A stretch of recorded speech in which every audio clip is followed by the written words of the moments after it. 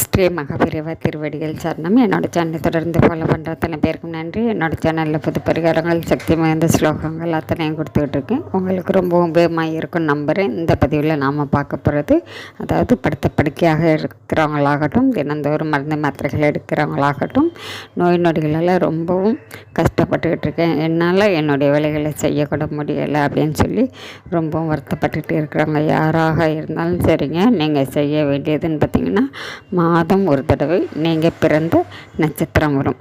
இல்லை எனக்கு நட்சத்திரம் தெரியாது அப்படிங்கிறவங்க உங்கள் பிறந்த கிழமையாவது தெரியுங்க, அந்த நாள்லையாவது நீங்கள் செய்யலாம்.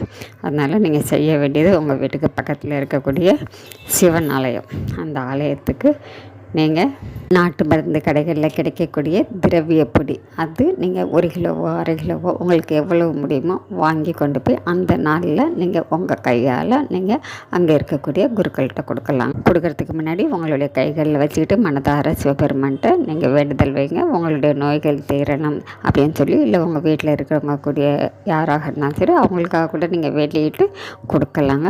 ஏன்னா அவங்களால எழுந்து வர முடியலை அப்படிங்கிற பட்சத்தில் வீட்டில் இருக்கக்கூடியவங்க யாராக இருந்தாலும் கொடுக்கலாம்.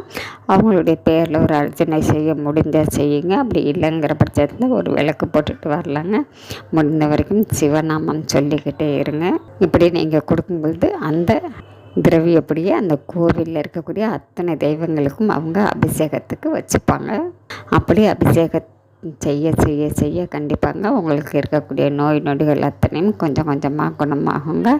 அற்புதமான, இது அனுபவபூர்வமான ஒரு உண்மைங்க. அதனால் செஞ்சு பாருங்கள்.